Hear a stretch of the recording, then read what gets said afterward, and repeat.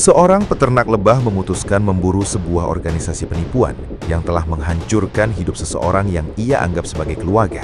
Namun, para pelaku sama sekali tidak menyadari bahwa pria yang mereka ganggu bukanlah peternak lebah biasa. Orang itu adalah mantan anggota organisasi paling mematikan yang bahkan ditakuti oleh pemerintah. Bagaimana aksi balas dendamnya? Mari kita mulai.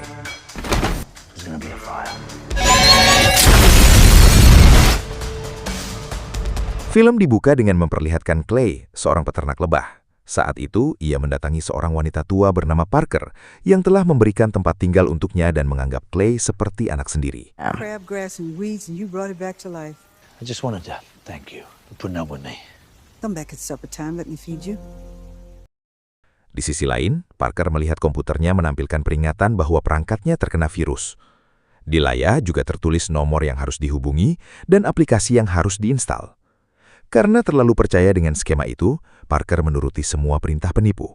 Alhasil, komputernya berhasil diambil alih. Dalam sekejap, seluruh tabungannya dikuras habis. Mereka tidak tahu, uang yang mereka curi bukan hanya milik Parker, melainkan juga dana yayasan amal yang selama ini ia kelola. Okay, I'm there.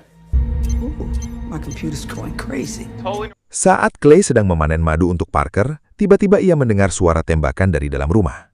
Clay langsung masuk lewat pintu belakang sambil mengambil pisau.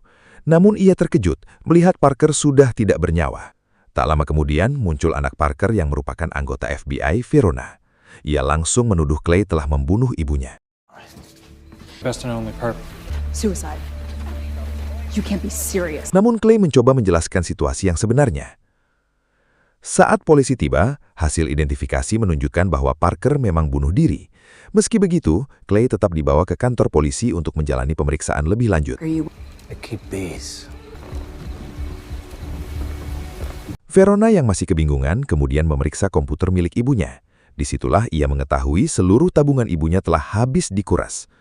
Ia pun sadar, ibunya menjadi korban penipuan dan tidak sanggup menanggung beban moral, hingga memutuskan mengakhiri hidupnya. Karena merasa bersalah telah menuduh Clay, Verona meminta maaf. Ia berjanji akan menangkap komplotan penipu itu. Bahkan ia meminta rekan-rekan FBI melacak perusahaan tersebut. Namun sekelas FBI saja tidak mampu menemukan lokasi perusahaan itu. Person is as bad as stealing from a child. And so help me God, I'm gonna get these motherfuckers. I need to take care of the hive. Sementara itu, Clay memilih turun tangan sendiri. Ia menghubungi rekannya untuk melacak lokasi perusahaan tersebut. BTW, kenapa Clay bisa menemukannya padahal sekelas FBI saja gagal? Jawabannya ada di pertengahan film. Singkat cerita, Clay tiba di depan gedung sambil membawa 2 jerigen bensin. Found him. Sure. Saat hendak masuk, ia dihadang penjaga. Ketika ditanya apa tujuannya datang, Mamang Botak malah ngasih salam olahraga. There's gonna be a fire. Okay. Tak lama kemudian, Clay berhasil masuk ke dalam. Ia sempat meminta semua orang bertobat, namun ucapannya justru ditertawakan. Akhirnya, baku hantam pun tidak bisa dihindari. Repeat after me.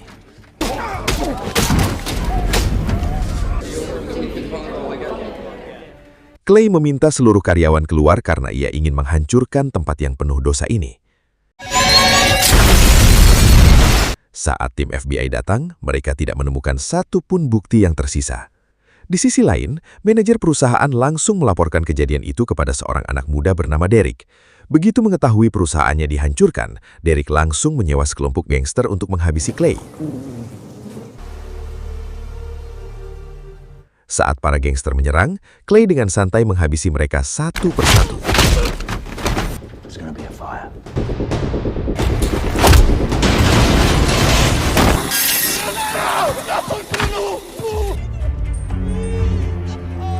Ia hanya menyisakan sang manajer. Manajer itu langsung menelepon Derek dan mengatakan bahwa usaha mereka sia-sia.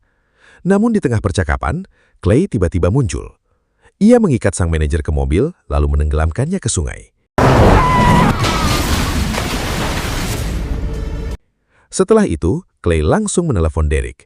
Ia hanya mengatakan satu hal, bahwa Derek akan menjadi target berikutnya. Karena mulai ketakutan, Derek meminta bantuan rekannya yang merupakan mantan direktur CIA bernama Walls. Namun ketika Derek mengatakan bahwa orang yang memburunya hanyalah seorang peternak lebah, Walls justru menjawab, tak ada yang mampu menghentikannya. You've disturbed the beekeeper. Oh, There's nothing I can do or anybody else to stop it. You're scared. Yeah, right, I'm scared. Saat Walls menolak, tiba-tiba ibu Derek meneleponnya dan memerintahkan agar anaknya dilindungi. Tak punya pilihan lain, Walls langsung meminta agen CIA mengawal Derek. Makin seru nih, kenapa sekelas CIA mau melindungi seorang penipu? Karena ibu Derek memiliki kekuasaan yang sangat besar dalam semua urusan. Walls kemudian menghubungi salah satu agen CIA, namun saat mendengar satu kata, peternak lebah, wajahnya langsung berubah. Siapa sebenarnya peternak lebah ini? Tak punya pilihan lain, Walls akhirnya mengirim sesama anggota The Beekeeper untuk menghadapi Clay. Sementara itu, aksi Clay membuat FBI dibuat pusing. Di mana-mana, mereka menerima laporan pembunuhan. Hingga akhirnya, mereka tiba di dekat rumah Verona. Saat itu Verona sadar, semua pelakunya adalah Clay. Ia pun mulai mencari tahu siapa sebenarnya pria itu. Namun, sekelas intelijen FBI pun gagal menemukan identitas Clay. Pria itu seolah benar-benar menghilang dari radar. Meski begitu, Verona tahu satu hal. Target utama Clay tetap komplotan penipu yang telah menghancurkan hidup ibunya. Di sisi lain, Clay kini harus menghadapi sesama anggota The Beekeeper. Namun sayang, jam terbang Clay jauh lebih tinggi. Ia berhasil mengalahkan lawannya dengan sangat brutal. Bahkan membakar musuhnya hidup-hidup dan memotong salah satu jarinya.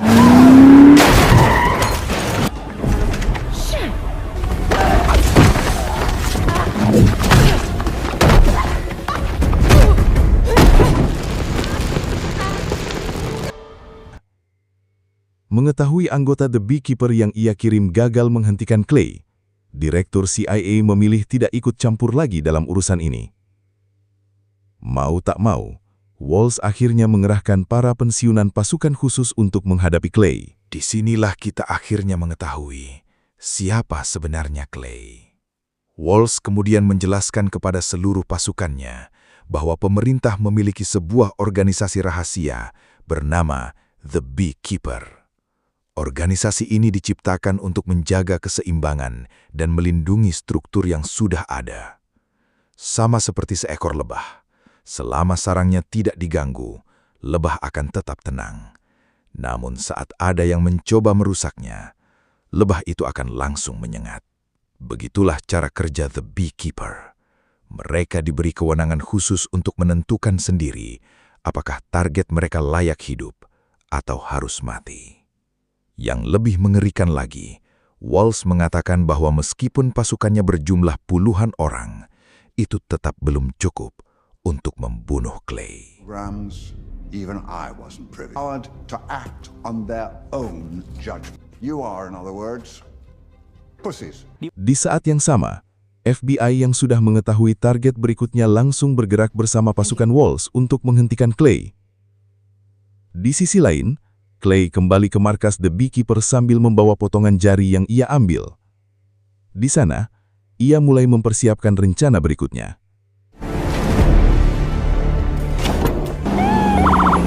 Lagi-lagi kita dibuat berpikir. Dengan ketatnya penjagaan FBI dan pasukan khusus, pasti Clay akan menyusup lewat atap atau lorong rahasia. Namun di luar dugaan, Clay justru berjalan santai. Ia bahkan bergabung dengan para agen FBI yang sedang menyusun rencana untuk menangkap dirinya. Alhasil, Clay kembali menghabisi hampir semua orang yang ada di sana. Hanya Verona yang ia biarkan hidup.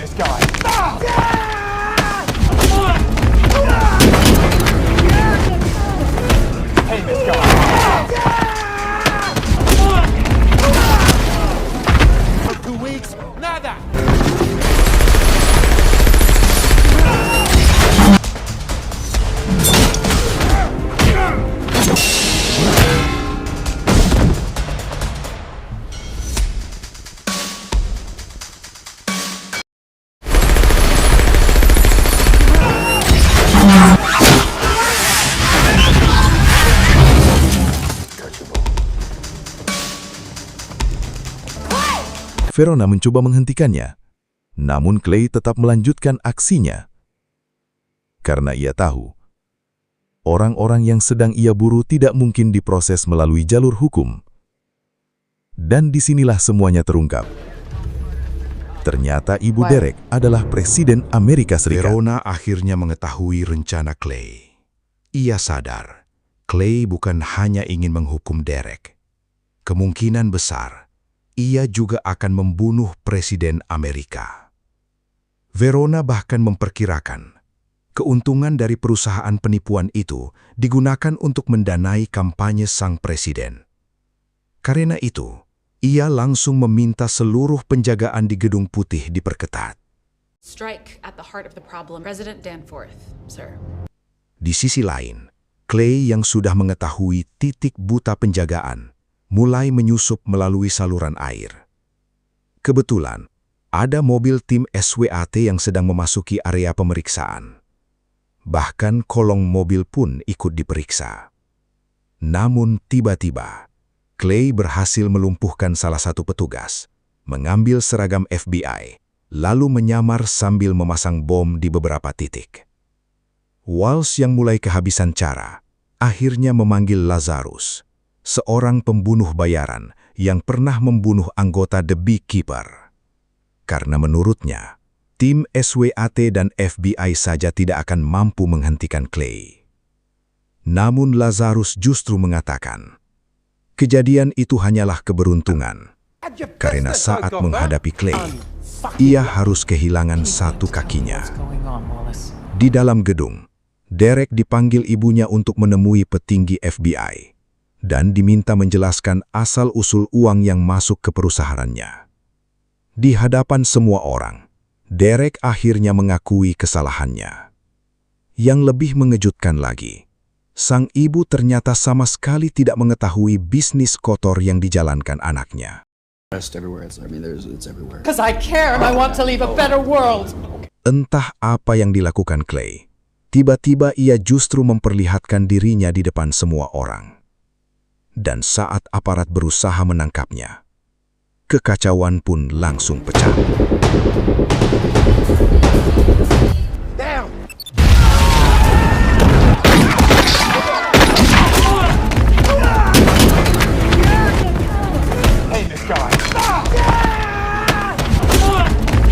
Dalam waktu singkat, Clay kembali melumpuhkan sebagian besar pasukan penjaga. Ia terus bergerak mencari Derek. Namun kali ini tidak semudah sebelumnya. Karena hampir setiap ruangan dipenuhi penjaga gabungan.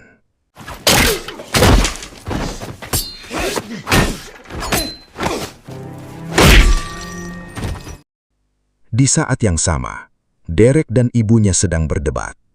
Sang ibu meminta Derek menyerahkan diri kepada aparat hukum. Namun Derek yang sudah putus asa, justru menjadikan ibunya sebagai sandara ketika Clay berhasil menemukannya. For justice. Clay akhirnya berhasil kabur setelah melompat dari jendela.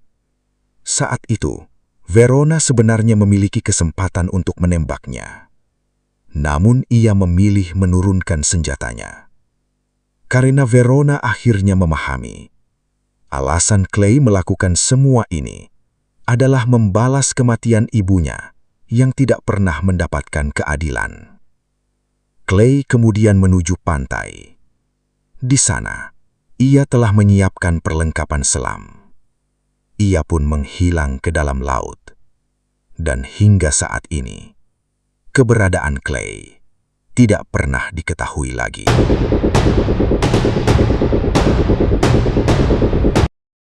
Selesai. Bagaimana menurut kalian tentang film The Beekeeper? Apakah film ini seru? Aneh? Atau justru membosankan? Tulis pendapat kalian di kolom komentar.